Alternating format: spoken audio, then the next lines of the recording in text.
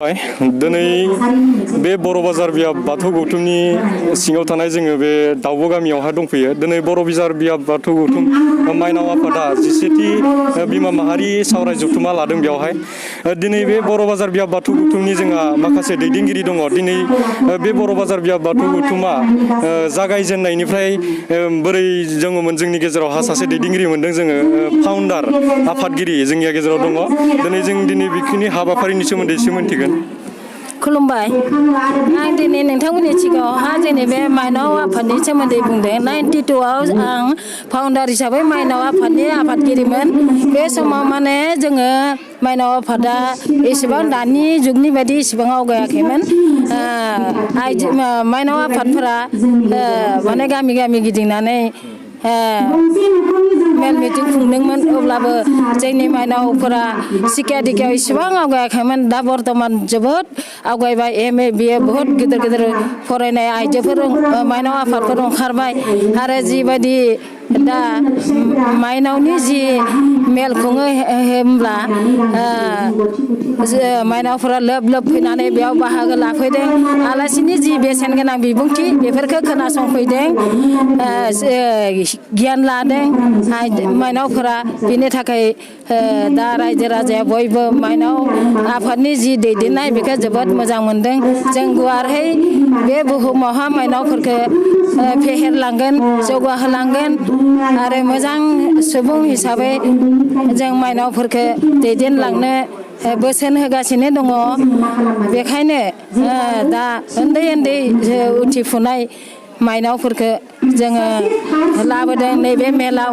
मोजां मोजां बिबुंथिगिरिनि आलासिनि बिबुंथिखौ खोनासंहोनो थाखाय जोङो उन्दै उन्दै दा क्लास 10 हायार सेकेन्डारि फरायनाय आइजो गथ'फोरखौ बेहाय लाबोनानै जों खोनासंहोनाय जादों। बेखायनो जोंनि आइजोफोरा जों सानदों दे माइनावफोरा जाहाथे मोजां आरोबाव साबसिन हामसिन दावगालांनो हाथों।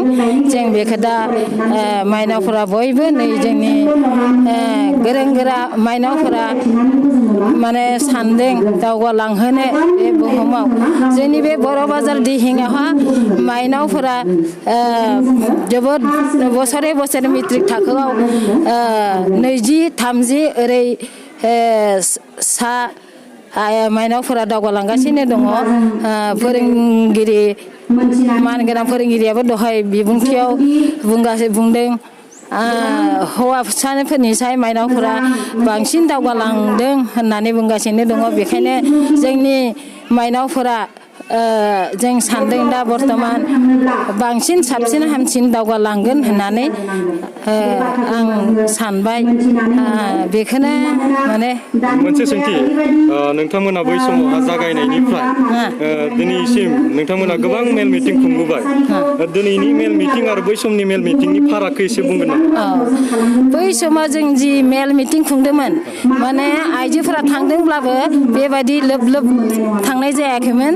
दा बर्थमान दानि हाल साला बांसिन गियानि गुनि जालांबाय। माइनावफोरा दा बारा जाबोदों आरो आलासिफोरनि मोजां मोजां बिबुंथिखौ खोनासंनो लुबैनानै गोसो गुदुङै माइनावफोरा बेहाय दा खामानि धुमखाय दिनै एसे खम जादों। नङाबा 1000नि बारा जायो माइनावफोरनि जि मेलाव खोनासं। बै समावबो माने आइजोफोरा बे माइनावफोरा साखोन सिखोनैनो थायोमोन, होमबाबो गाननाय ड्रेसफोरा इउनियन जायाखैमोन। दा जोंनि माइनाव फोरनि गाननाय जोमनाया गुफुर दख'ना गोमो, गुफुर फास्रा गोमो दख'नाजों गासैबो माने माइनावफोरा ज' जादों। गाननाय जोमनायखौ माने इउनियन लानानै दा ग्रोम ग्रोम समायना नुनायजों बाथौ सिबिनायखौ जोबोद मोजां नुयो। आरो माइनावफोरा एक ड्रेस गाननानै जि धोरोम सिबियो बेखौ जों माने थि खालामजोब्बाय। आरो जों माइनावफोरखौ बुंगासिनो दङ जे धोरोमनि बेलायाव थाङोबा गुबुन हारिनि लंपेन्ट गस्ला सुइजार गानना थांनो मोना होननानै जोङो माने फोसावदों। धन्यबाद।